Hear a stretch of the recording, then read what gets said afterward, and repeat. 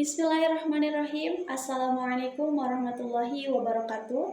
Perkenalkan, nama saya Fatimah Azhar Asam dengan NIM 01012401 dari Program Studi Pendidikan Agama Islam kelas 2D STAI Dr. KHZ Mutakin Purwakarta. Di sini saya akan menyampaikan review dari materi 1 sampai materi 7 dalam mata kuliah Ilmu Pendidikan Islam. Bersama dosen pengampu yaitu yang terhormat Bapak Dr. Haji Manfan Derajat. Oke. Berbicara tentang ilmu pendidikan Islam. Ilmu pendidikan Islam merupakan pembelajaran tentang kependidikan yang dilandaskan pada nilai-nilai filosofis ajaran Islam dan didasarkan pula pada Al-Quran dan Sunnah untuk mencapai atau untuk menciptakan generasi atau peserta didik yang dapat berakhlakul karimah, dapat menjaga nilai-nilai ajaran Islam. Selain itu, ada ruang lingkup dari ilmu pendidikan Islam.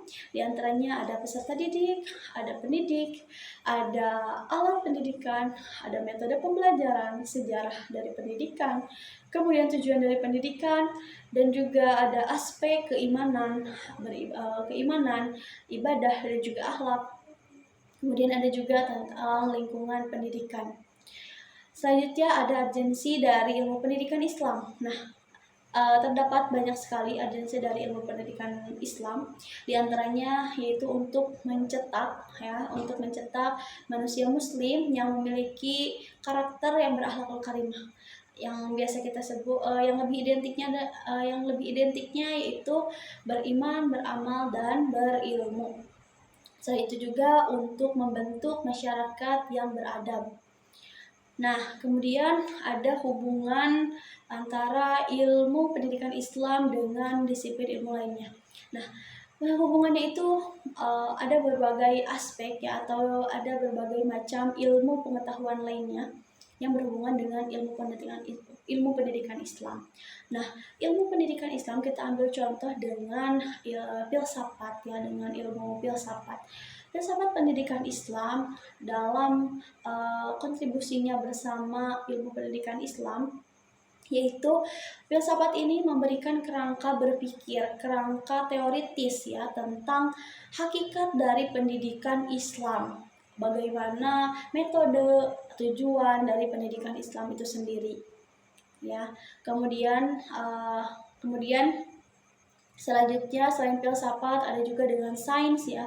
Di zaman sekarang yang semakin berkembang zaman, semakin canggih lagi ya pengembangan ilmu pengetahuan ya, teknologinya semakin canggih. Nah, ilmu pendidikan Islam ini juga memiliki keterkaitan atau berkesinambungan atau saling support ya. Saling support dengan ilmu-ilmu lainnya. Dengan ilmu sains ini, ilmu pendidikan Islam ini memberikan dorongan atau support ya kepada ilmu sains agar tetap berkembang dan tetap diikuti oleh ilmu pendidikan Islam. Jadi selama itu ada pada jalan yang benar, pada perkembangan yang sesuai dengan syariat Islam, maka saling berkaitan, saling berhubungan, saling mendukung. Kemudian ada juga pada psikologis. Kalau untuk psikologis itu hubungannya yaitu perkembangan peserta didik dalam memahami pendidikan atau pembelajaran pendidikan Islam. Nah, itu hanya beberapa hubungan antara ilmu pendidikan Islam dengan disiplin ilmu lainnya. Jadi ilmu pendidikan Islam itu tidak dapat berdiri sendiri, tetapi didukung juga dengan tadi ya, ada ilmu filsafat, ada ilmu sains, ada juga seni budaya, psikologi, dan lain sebagainya. Nah, kemudian ada landasan dari pendidikan. Landasan pendidikan Islam itu ada 3. Pertama ada landasan ontologi. Landasan ontologi itu yaitu tentang hakikat keberadaan, bagaimana ilmu pendidikan Islam ini dapat memberikan peranannya sebagai sebagai peranan pendidikannya itu tujuannya buat apa, terus juga metodenya seperti apa, hakikat dari pendidikan Islam itu sendiri apa. Nah, ini adanya di landasan ontologi. Nah, kemudian ada juga landasan yang keduanya itu landasan epistemologi, yaitu cara memperoleh pengetahuan. Nah, dalam pendidikan Islam, cara memperoleh pendidikan itu ada banyak. Di antaranya itu ada akal, yang menggunakan akal, kita diberikan akal untuk berpikir, kemudian bisa menghasilkan pengetahuan. Yang kedua itu yaitu dengan wahyu. Wahyu itu kalam Allah, jadi kita bisa berpedoman pada Al-Quran ya, gitu. Selanjutnya yang ketiga itu ada dan pengalaman. Yang ketiga itu ada pengalaman, kita menjalankan kehidupan sehari-hari, mendapatkan pengalaman baru, bisa jadi pengetahuan baru ya, mau itu tentang pendidikan umum maupun tentang pendidikan Islam. Selanjutnya yang ketiga itu ada landasan aksiologi. Nah, landasan aksiologi itu yaitu berkaitan dengan nilai-nilai yang diterapkan dalam pendidikan Islam, seperti misalnya budi pekerti, terus sopan santun, adab-adaban, dan sebagainya yang berkaitan dengan pendidikan Islam. Nah, ini ada pada landasan aksiologi atau nilai-nilai.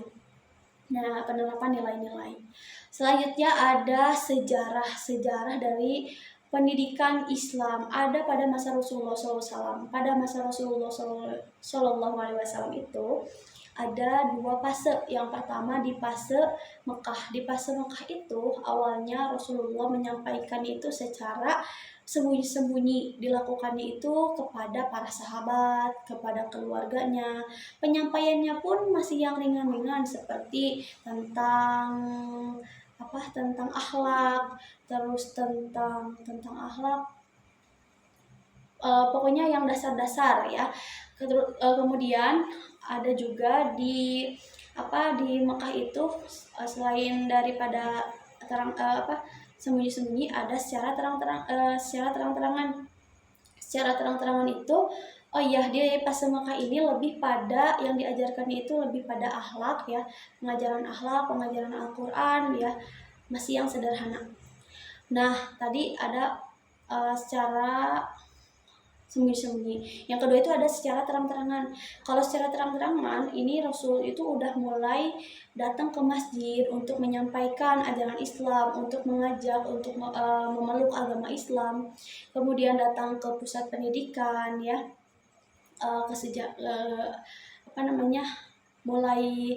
mulai terbuka untuk penyampaian agama Islam, meskipun pada saat itu ada beberapa yang masih menolak ajaran Islam.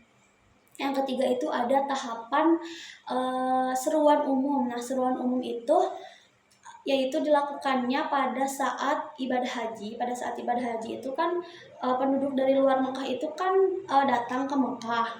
Nah, disitulah Nabi mensyiarkan ajaran Islam dan mengajak untuk menganut agama Islam. Nah, pada saat itu nyaris semuanya memeluk agama Islam, kecuali pada saat itu Yahudi. Kalau Yahudi pada saat itu tidak memeluk agama Islam. Dari Yastrib kebanyakan memeluk agama Islam.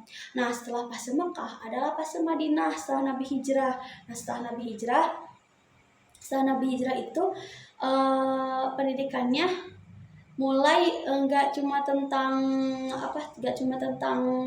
tauhid aja, tapi juga ada tentang kalau di Madinah itu mulai pada sosial, pertahanan. Nah, mulai lengkap lagi, mulai berkembang lagi, hingga pada akhirnya ada pada fase Umayyah. Pada fase Umayyah itu fokus pada ilmu-ilmu agama seperti ilmu tafsir, ilmu fikih, kemudian ilmu-ilmu agama ya. Untuk Umayyah mulai berkembang dari yang Madinah terus ke Umayyah, semakin meningkat hingga yang terakhir hingga selanjutnya itu pada masa Abbasiyah. Nah, pada masa Abbasiyah itu berkembang pesat pendidikan Islam itu ya. Jadi di masa Abbasiyah itu apa namanya mulai ada pusat-pusat pendidikan, terus ada sekolah-sekolah mulai berkembang. Nah, sekolah-sekolah juga itu mulainya tuh dari masa Abbasiyah ya. Di masa Abbasiyah tuh benar-benar apa namanya signifikan perubahannya. Terus juga mulai ada menerjemahkan kitab ke dalam bahasa Arab ya, ke dalam bahasa Arab itu perkembangannya. Nah, ada juga perkembangan di Indonesia. Kalau tadi pada masa dulu ya, nah sekarang ada di sejarah perkembangan pendidikan Islam di Indonesia. Itu ada 3 tahapan yang saya kutip ya.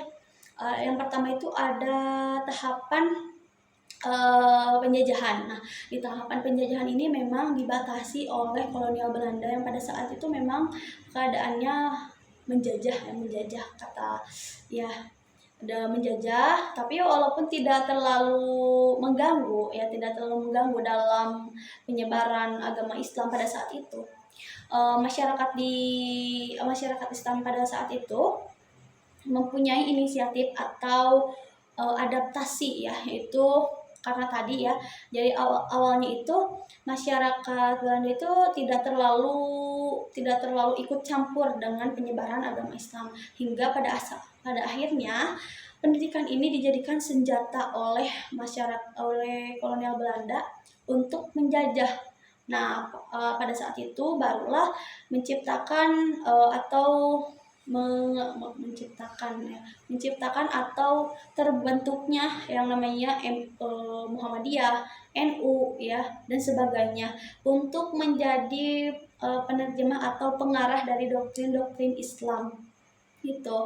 Nah, setelah masa penjajahan ada masa kemerdekaan. Nah, pada masa kemerdekaan ini pendidikan Islam mulai diintegrasikan, jadi masuk kepada pendidikan secara resmi gitu ya, masuk secara resmi. Nah, udah resmi di masa kemerdekaan, baru ada masa pasca reformasi.